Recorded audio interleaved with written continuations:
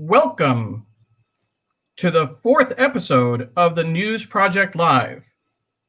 This week, we're going to focus on the digital divide, challenges for delivering news in perilous times.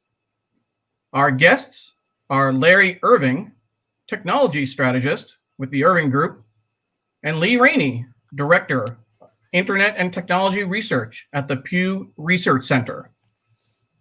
The News Project Live is a weekly conversation with media industry experts and innovators about the future of news, brought to you by the News Project. Our hosts are Merrill Brown, CEO of the News Project, and Alex Leo, head of audience for the News Project. Without further ado, Merrill Brown and Alex Leo.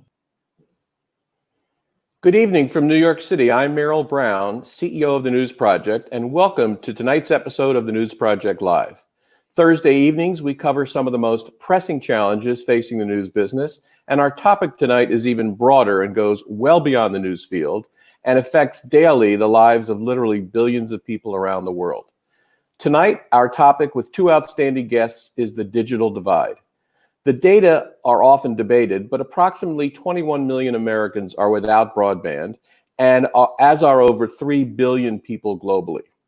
Some researchers, like Harvard's Susan Crawford, say half the country lives with inadequate service. At this moment, when so many of us are home, access is vital and speed is an issue. Comcast recently reported data usage up 60% in cities operating with stay-at-home rules. The divide is also about demographics. Just half the population with incomes less than $30,000 have broadband, while 95% of people with incomes over $75,000 have broadband. It's a rural problem and an urban problem and a problem for the news industry in getting important publics the news they need. We have seen pictures in the COVID period of children sitting in cars completing their homework at hotspots. It's a critical challenge. At the News Project, we work to build technology and services to help small to medium-sized news organizations address their problems, build audience, whether on computer or on phone. We provide the advice and capabilities news operations need to put them in a position to grow, build audience, and build sustainable business models. More on our work a little later in the program when co-host Alex Leo and I debrief.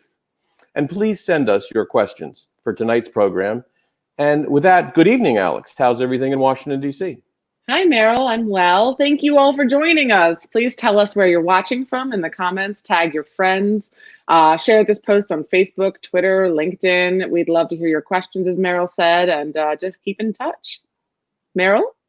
Thanks, Alex. To our show tonight. Joining us tonight to talk about the state of the digital divide and what it means for news are Larry Irving, who in the Clinton administration was head for nearly 7 years of the National Telecommunications and Information Administration, and as such was the nation's top communications policymaker. Since then, he has served as vice president of Hewlett-Packard and now runs the Irving Group consulting firm. He sits on many boards and is an outspoken advocate around digital access issues. He is credited with having coined the phrase digital divide during his policymaking days. Larry is also deeply involved in two alma maters, one Northwestern, where he sits on the board of the College of Arts and Sciences, and Stanford Law, where he was president of his class and now sits on that school's board of visitors. Larry is the first African-American elected to the Internet Hall of Fame. Welcome, Larry. Hey, hi, Merrill. It's good to see you. Thank you for this invitation. Pleasure. We're also joined by Lee Rainie, who is one of the preeminent researchers on all things digital at the Pew Research Center. Lee is director of Internet and Technology Research, where their studies of Internet use and policy are definitive works. He was managing editor at U.S. News and World Report before that, has an undergraduate degree from Harvard, and a master's in political science from Long Island University. Welcome, Lee. Thanks, Merrill. Both Lee and Larry live in the D.C. area. Gentlemen, please share with us a little bit about how your life is and getting your work done under lockdown. Larry? It's been interesting. It's just me, my wife, and the dog. My wife is pretty much staying at home. I'm out about twice a week. I've got a mom who's 90 years old in an assisted living down in Fredericksburg. So I usually get up early in the morning, do the Giza hours at Costco, and take my mom comfort food run.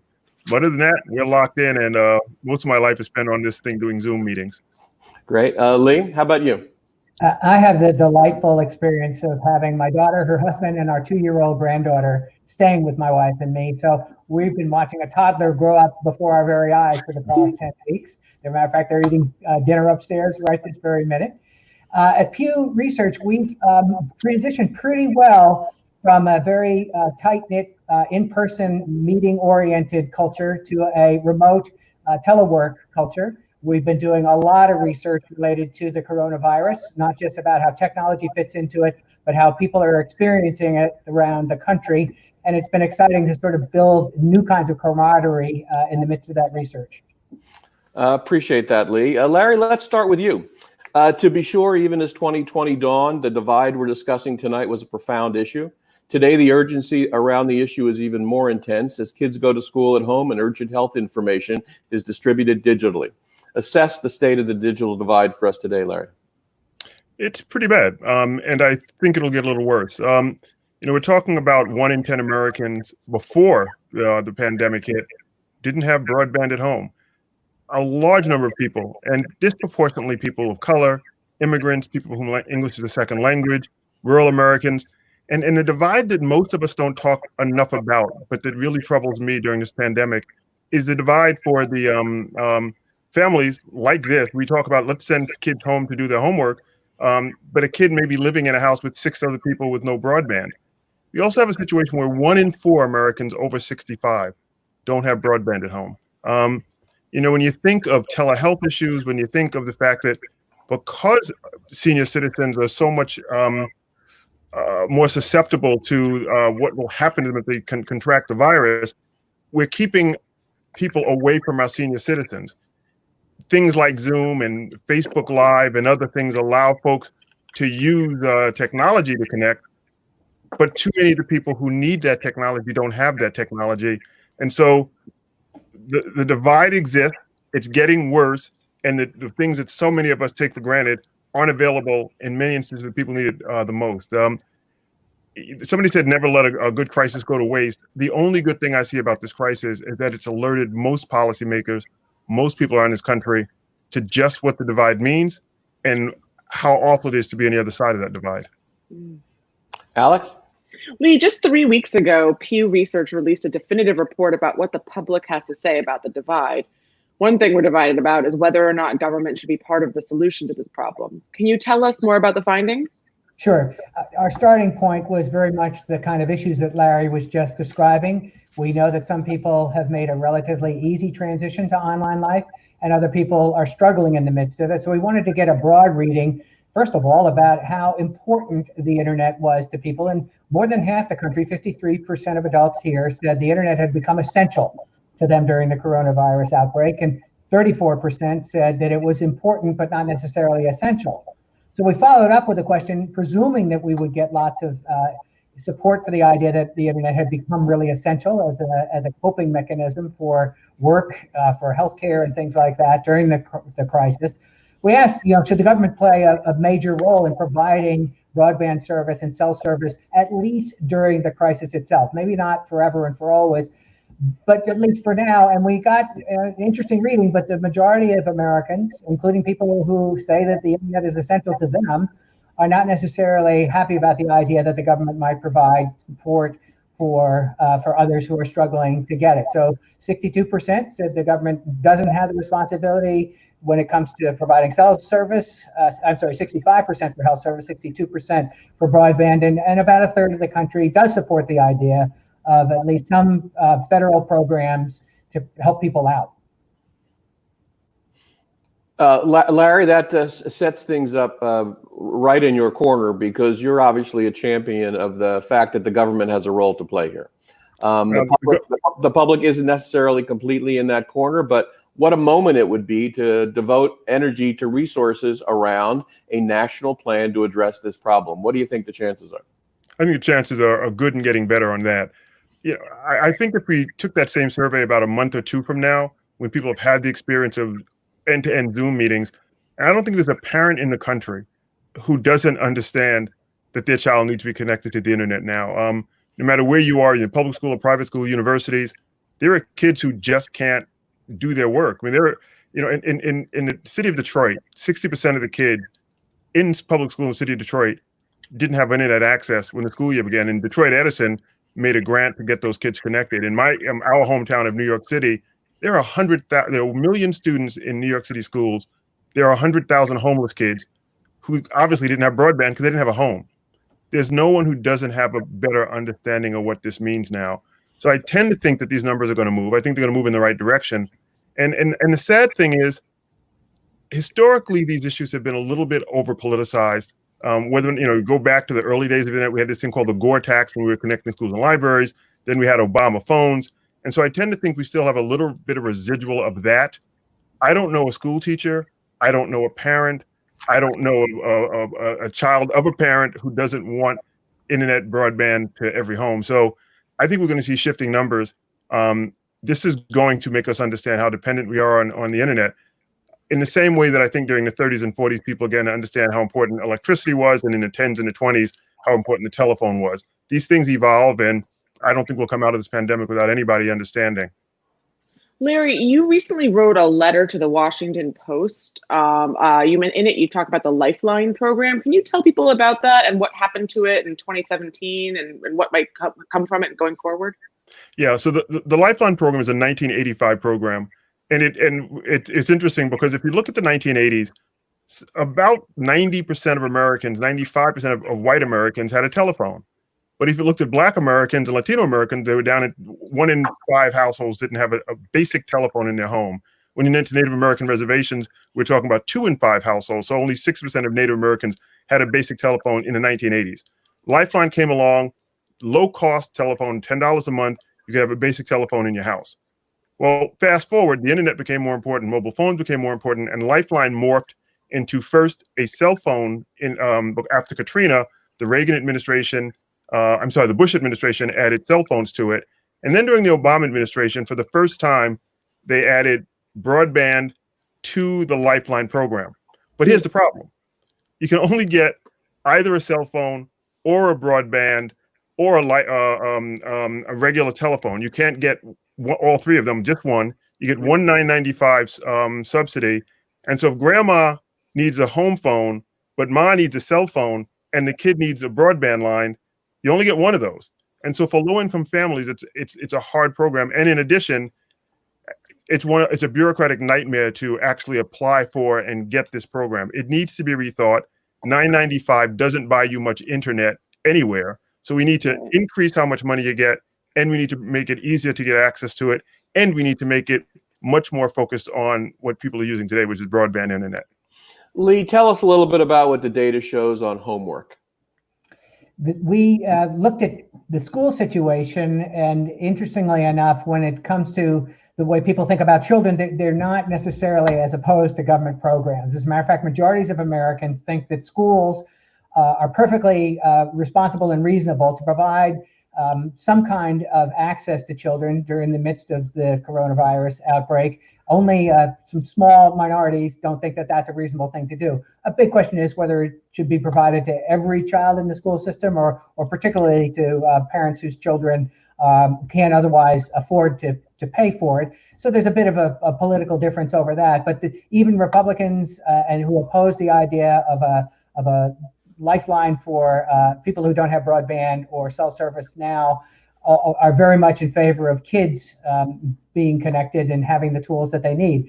When we went and looked at specific homework gap kinds of questions, asking people, for instance, is your child likely to have to complete assignments on a cell phone rather than a computer? Or is your child likely to have to find a public Wi-Fi access point rather than using your home access point because it's not very reliable?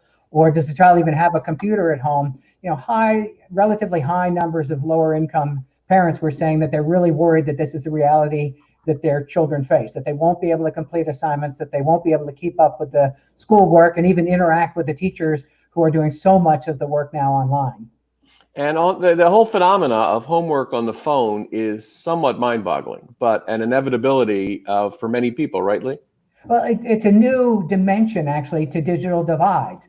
One of the striking things that happened in our data as we've explored this over the year is that home broadband connections actually leveled off around 2013, 2014.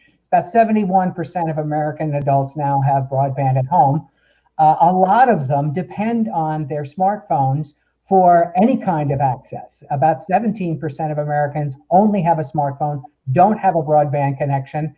And one of the things that's very clear in those circumstances is it's good connectivity for some things. Obviously, there are a lot of ways that smartphones serve people's interests, but it's not a great tool for filling out a job application. It's not a great tool for completing a homework assignment with your child. It's not a great way to apply for government benefits, especially with a slower data plan that you might have to use to get access to those kinds of things. So over time, we've seen that a lot of people do turn to mobile connectivity, but they're in deficit in important ways when so much activity, so many critical government services, so many other work-related services are now sort of based on online experiences and really privilege people who have high-speed connections. Merrill, can I just really quickly, two anecdotes. One, I gave a speech up in CUNY, City University of New York, back in December, and I was talking to some kids.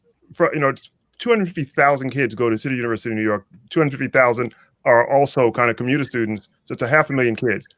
There were a significant number of kids that I talked to there who were doing term papers on a cell phone in 2019, and that's just insane. And now you go fast forward to 2020, schools are closed, parents are trying to help their kids with their homework. There are more than one stories I've heard where a parent has taken a homework assignment that a teacher has sent, taken a picture of that homework assignment. The child will then have to write the homework assignment out by hand, and the parent takes a photo of that and sends that photo back to the teacher. We can do better than that by our kids. And so when you don't have a broadband connection, those are the kind of things you wind up doing. Your term papers at a major university, one of a world-class university in the world, on a cell phone, or your kids doing homework that they have to literally rewrite off of a cell phone photo and then have their parents send it back with the photo. We have to do better than that. I just want to take a minute and say hi to people watching us and saying hi on YouTube. Sharon Waters from Bloomfield, New Jersey, and Brett Ashton watching from San Jose, California. And Merrill, while we're taking this little break to remind everyone to share this post wherever they're watching from, Merrill, can you tell us a little bit more about TNP and what TNP is trying to help journalists and publishers do right now? Well, Alex, you and I every day are up to the same mission, which is to try to get more technology and more smarts into the hands of entrepreneurs who want to help solve the news divide we have today. Another divide we'll talk about in a minute. News Project is a company that we founded in 2018. Alex and I collaborate on it, as well as a team of technologists, designers, user experience people. A partner of ours is the Associated Press, a very important partner. So our goal is to do what we can to help the new entrepreneurial news movement get the right technology, get the right expertise, and especially in an era where the complexity of reader revenue and getting people to pay for the product makes things even more difficult. We think we can help people accomplish that. So that's us. You can write to me or Alex. It's alex@thenewsproject.net, or me, Merrill, at thenewsproject.net. We'd love to talk to you about entrepreneurial ideas, about new sites you're already operating, and we'd be happy to chime in and offer both our 2 cents and also the news platform we've built for people to operate their sites on. Alex? Larry, I just wanted to follow up on a point that you had made before about schools, because this isn't happening in a vacuum, right? There are already students who are at a severe disadvantage to begin with, and they might be in underserved communities, and then this divide has the potential to further that. Is that correct? Like, what is the reality of these students going into this? Absolutely correct. The kids who are less likely to have access to broadband internet at home are kids who are in school lunch program. They're kids who already are, behind in grade levels, that are at schools that are under-resourced in so many other ways. So the one thing that the digital divide is, it reflects all of the existing infirmities that exist in our society. So you're not, very few suburban kids from two-parent households in a private school don't have broadband access. I mean, if you're over $75,000 a year income, I think it's 90% of kids at that level have broadband access. But if you're under 30,000, about almost half the kids don't have broadband access at home. So all of the existing infirmities in our country are exacerbated here. So you take kids in poor schools that are on school lunch programs, and then you don't give them access to the tools that they need. Jessica Rosenworcel, who's been the FCC commissioner most focused on the homework gap, as she calls it, has talked about the fact when she's a kid, all you need is a book and a pencil and a willingness to learn. I added a protractor because I remember that protract was something I always carried around in 5th and 6th grade. Nowadays, you have to have, if you don't have a laptop or something like that, you simply can't compete with the other kids in your class. I'm down the street from Oyster School, a school I know you pass every day. In that school, you've got kids on my block who have a gig network. You have kids who get 25 free from Internet Essentials or something like that, a low-income project from the cable carrier. And then you have kids that have absolutely no home broadband access. Which of those kids do you think are going to do better graduate at the top of their class at the Oyster School? Yeah, that's absolutely right. Lee, you were in the news business for a long time. You wrote about politics, among other things, in addition to working in management. As you look at this issue and you see the problem we have as a society, what are your thoughts about what the news industry might be considering doing to address the problem? Well, I'm first starting to think of it just as a news story itself. This is a big moment where there is disruption across the board in lots of institutions, in the way people are relating and using technology in those relationships, in the way that they're taking care of their health, and the way they're learning about news. So in some respects, this is just a gigantic story that plays into an even longer narrative that's been so interesting to watch from our vantage point of view. For many years, people in the education business and certainly education pundits have just wrung their hands about how wonderful this set of technologies might be for learning situations in classroom environments, and how little has been accomplished when you compare it with so much other disruption and so much other change that's occurred in other industries. Really, the education industry has been one of the least disrupted and one of the most resistant to change the way things are being done. So this long-running story about how technology can be used in furtherance of education, how it can support children, maybe in individualized learning, maybe in sort of specialty learning on specialty subjects that really capture their attention. There's a big story to report here about how this might change that old dynamic of lots of forces being resistant to education-related change. And maybe the first place to see some of this unfolding for journalists can go is college campuses. There's already been an enormous switch to online learning in many places. They're considering it very heavily in lots of places in the fall. That's got to cascade down to the K through 12 level at some point. So there's a big news story to cover here. The second thing relates to content itself. I mean, the education technology sub-industry is a giant and growing thing. There are lots of opportunities here to create first-rate content and first-rate learning tools for children who might be learning at a self-paced environment, or might having different kind of relationship with their fellow students and their teachers as they're working their way through subjects. So there's a lot of news to cover here, and there's an enormous disruption to occur. And in a way, the news industry is in the learning business. I mean, the kinds of things that journalists do day in and day out are really meant in the cause of teaching. And so this is a space that could actually be a pretty fruitful playground for even news organizations, maybe even to partner with some of those education technology firms that are scrambling to get a toehold in this big market. Larry, what would you like to see the news industry do to help address the problem? A couple of things. One, there are a lot of lessons being learned. I mean, we've got tens of millions of students across this country who are being involved in the greatest learning experience experiment in the history of this country. We're rethinking education. I'd also like for the news industry to start looking at college students and what's happening with those students. The untold story of the number of students who got sent home, who are doing online learning from wherever they are. I read a story in a Kentucky newspaper about a month and a half ago, a kid at Harvard Law School who went to a town called Cynthiana, Kentucky, and he's trying to do his Harvard Law School studies from Cynthiana, Kentucky with no broadband connectivity, and competing against kids across the country who actually have broadband. Those kinds of things the industry could certainly take up. But there's also an opportunity for some learning. I mean, we're watching two things happen simultaneously. We are re-engineering education, and we are watching a massive change in the newspaper industry and in the media industry. To Lee's point, you would tend to think there's some synergistic opportunities to rethink both models, because those models are going to have to change. I saw, and I think you both probably saw, that there's a online boot camp for aspiring journalists. What other kinds of things could we do in this time as people are looking for new ways of thinking about things, new ways of using these technologies. I think the newspaper industry, the media industry has a huge opportunity to step up, do some learning, but also to report on stories that are underreported right now, to make all of us aware of the successes as well as the failures that are going on in this experiment. We only have a few minutes left, so please send us comments, questions. We'd love to know where you're watching from. Alex? Yeah, please tag your friends in this post so they can join us and chime in. And thank you both for joining us. I just want to remind everyone we're here talking about the digital divide with Larry Irving and Lee Rainie. And I'm Alex Leo and Merrill Brown from the News Project. And we are talking about the digital divide in this country. And Merrill?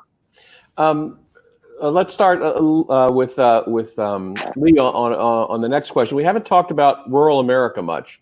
Lee, there's data on rural America, and the problem of rural America and getting broadband there is a different problem than serving America's cities. Lee, what do we know about that? The rural story, it really is an interesting and somewhat unique story. Larry was really smart in walking through a lot of the divides that are evident in our data and others. The rural-urban differences and suburban differences have an extra dimension in that it's pretty hard to get broadband to some parts of rural America. And it's not necessarily cost effective for companies to spend a lot of money for laying cable to individual residences in remote areas. So there's a physical infrastructure problem that's also evident in our data and others that's going on in rural America. That's not necessarily the problem in the cities. The other dimension of digital divides that we've picked up a lot in our data relates to disabilities. If somebody has a pretty serious disability that prevents them from doing sort of standard kinds of things in their everyday life, and they're dependent at some level on caregiving, they're much less likely to be internet users. And even when they are, sometimes need special equipment and special training to make the tools really work very well for them. So there's another dimension to this that's just one of the elements of the complexity of it. Larry, rural America? Yeah, rural America is a major problem, and it's a problem that's very, very hard to fix. If you look at rural America, it's roughly 5 million households that don't have broadband in rural America. That's compared to 15 to 20 million households in urban America that don't have it because of affordability. But it's a much more expensive proposition to take care of those 5 million households in rural America than to take care of the 20 million roughly urban suburban households. But we have to spend that money. In the same way that the Rural Electrical Administration, TVA, Universal Telephone Service, we've always said, there is a benefit to every one of us to having all of us on this internet network, and we have to do what we have to do. The problem has become politicized because rural is seen as red and urban is seen as blue. We've been focusing over the last 3 years almost exclusively on rural without looking at the urban. I am firmly supportive of doing things for rural America. We have to spend that money, but one of the things that we're doing right now is we're going to spend $20 billion this year on connecting rural America, and we don't have adequate mapping. We really don't know where the biggest problems in rural America are. So we're doing a ready, fire, aim. We need to do the studies about where the biggest problems are, where the cost is, where we can do it most cost effectively early, and then spend the money. And you're going to see that debate. There was a fight on the Hill today between various senators and congressmen over how to spend this next $20 billion in rural America. The good news is Congress and the FCC are focused on it. The bad news is I don't quite think they're doing it the right way or in a way that's going to best spend American taxpayers' dollars. Alex? So I just want to say hi to everyone who joined us and put in where they're watching from. Bill, watching from Philadelphia.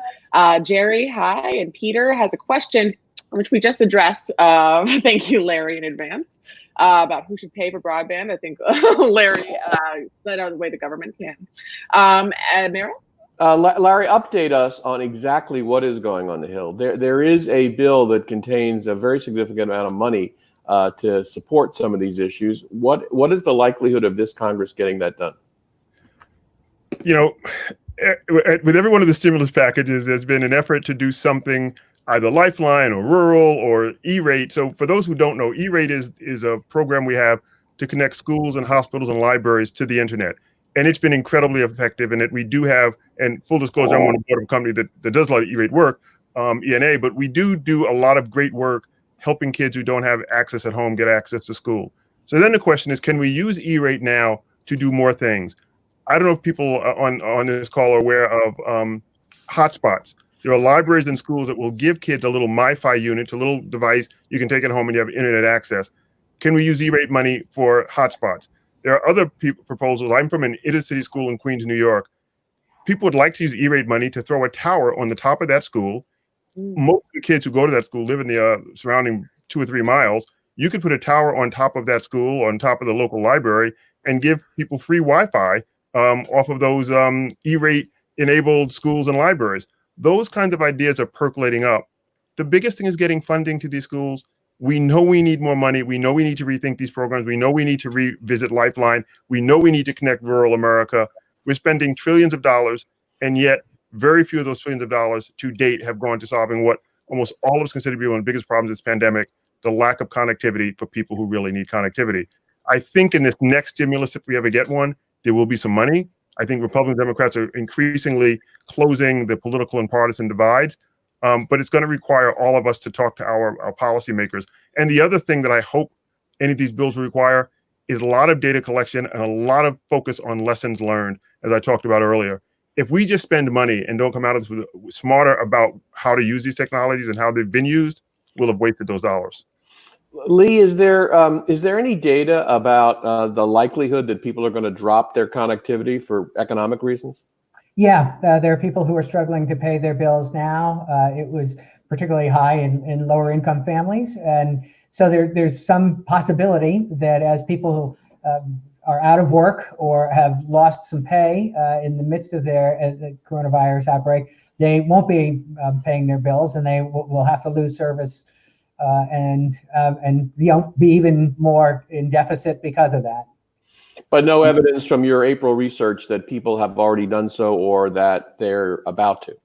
Oh, they were telling us that across the board, a whole bunch of bills were going to be harder to pay, and including their broadband bills and their cell phone bills. And so it's almost certainly happened in the past month, and we're going to try to pick it up in our next survey. Merrill, can I just, one of the good things that has happened is the FCC, and I don't often praise this FCC, but this FCC has done a really good job on keeping people who have broadband on broadband. They have a Keep America Connected program, and most of the major cable and telco companies, the Comcast, AT&Ts, Verizon of the world, have stepped up and said, we're not going to dump you if you miss a couple of months, or we'll help you with your bills as this is going on. Those companies, one, they understand that it's good business from a PR perspective to keep those people on, and two, it's a lot harder to get somebody back on your network. Once they leave your network, then it's to keep them on and keep them as a paying customer. But some of them just for eleemosynary reasons, they're just doing the right thing from their heart. And I think we should, I should recognize that the FCC and the industry has done a pretty good job by low-income people, and they deserve some commendation from us for that. Alex, did you have a question? I don't, but this has been great. Lee, we'll for a last question, and we'll get to a closing statement in a minute. But Lee, you've been looking at this issue and studying it for more than a decade. Larry's been working on it since the 1990s, back in the 1900s, as I like to say. Lee, is there any evidence from the data you see that there's more of a consciousness about the magnitude of this problem than there was when you started looking at it? Sure, and even more dramatically in our data, things have improved. When we started doing our work in the year 2000, about half of Americans were online and hardly anybody had broadband. Now, 71% of people have broadband at home, and almost everybody, 90%, are internet users, and all of the slope of the curves have gone up. It's not gone as fast for people who have a lower household income, or people who have lower levels of education, people in rural areas, the disabled, the groups that Larry was talking about in the beginning. But it's been a story that fits into a very long-term trend about how people adopt technology, and it doesn't just apply to the internet. There were divides in telephone adoptions at the turn of the 18th, 19th to the 20th century. There were divides related to electricity uptake in the middle of that century, and there are divides related to television uptake later after that. This is an old story, and what was so interesting about Larry's initial round of findings on this in the 1990s was that people were paying attention to it a lot earlier than they were in those previous technology revolutions. This is a top of mind concern now for the culture. It's not necessarily getting all the policy passage that might be useful according to the advocates, but there is the fact that we're having this show is a really good sign that this is something that's on a lot of people's minds. Larry, before we let you go, how about telling us the story of how the phrase digital divide came to pass? That story it's actually kind of interesting. I was with Secretary Ron Brown in a community in Cupertino, California. We were visiting Silicon Valley. We were going to, building a bridge to the 21st century. We're first introducing ourselves to the tech wizards out there. And I'd gone to school out there, and Ron and I went out there, go to Cupertino. We go to this little school that's about 5 blocks away from Apple's campus. And these beautiful kids were sitting 8 to a table, and each one of those kids had a iMac in front of them, and those iMacs were connected to the internet. It was an amazing thing. And so Ron and I are like, oh, this is really cool. We get in a car together. We drive up to Hunters Point, San Francisco. And Hunters Point is a low-income community. 80% of the kids are on school lunch programs, predominantly Latino and African-American. And you walk into this school, there's not a computer in the school, and those kids have no idea that a thing called the computer, much less the internet, existed. And we realized at that point that anecdotally that spoke to us. But if we didn't have data, we weren't going to be able to get the policy changes we needed to start affecting. So starting in 1994, I went to a colleague of mine who ran the Census Bureau at the Commerce Department and said, can we work together to come out with a large survey to find out? And we did a 50,000 person survey. And as Lee will tell you, a 50,000 person survey, that's a big survey on these issues. We wanted a baseline at the beginning of this revolution. And then we did 2 more surveys over my tenure at NTIA, and it continued since I left, because we really want to see how is this evolving, who had it, who didn't have it. And the first term, we didn't use digital divide. We used information haves and have-nots. But over time, we realized we needed a catchy phrase, and nobody on my staff nor I remember where we stole that phrase from. We know we stole it, but we started using the term digital divide because we realized that a good marketing term goes a lot further than just good data. And the rest of it's history, except for one piece I do want to mention. When the last report I did in 1999, before I left government, we specifically took it to the Unity Conference, which is African-American, Latino, Asian American, Native American journalists, because we knew that those communities had were further behind, but also saw the possibilities of the technology to energize those communities and give them more outlets they didn't have. As I'm looking at what's happening in broadcasting now, what's happening in cable now, what's happening in media now, what's happening in newspaper in particular now, minority communities are more focused on local news than ever before and on broadcast than majority audiences. And they're beginning to lose some of those outlets, but they're also not online. So where are they going to get information? We had a call yesterday about politics. And one of the reasons that, we talk about politics with Trump and some of his numbers, he's losing numbers among senior citizens. One of the reasons the senior citizens are getting more of their news from television than they are from Twitter. But what happens when these television outlets have less news? Because we're seeing the erosion that's happening as a result of this pandemic. Really interesting issues for your industry, for the news industry, the media industry, and they're things that I'm going to continue following, even though I don't get necessarily paid for it, but just because of intellectual interest and curiosity. No doubt you'll be following it, and you'll be on Twitter with me and lots of us talking about it going forward. No doubt, Larry. Lee, a closing thought? Yeah, Larry reminds me about the early days of the internet when there was just this blossoming of hope that it would give people new opportunities to tell their stories, to find ways to connect with people who share their lifestyles, their point of view, their hobbies, their spiritual lives, and things like that. It was a great flowering of enthusiasm for people themselves being journalists. And so, Merrill, your question about the journalism industry now maybe taking advantage of or learning at this moment, there are people almost across the board. Everyone who uses social media, and that's about 3/4 of adults in this country, wants to tell a story. And journalists are in the business of telling stories and finding ways to connect that human instinct to say who I am and what I care about was the thing that drove the internet in the first place. And it's a thing now that might be the salvation of the news business as you guys innovate into the future. Lee, thanks for that thought. We're all about trying to get that innovation done. Alex, a closing thought? Thanks to everyone who watched.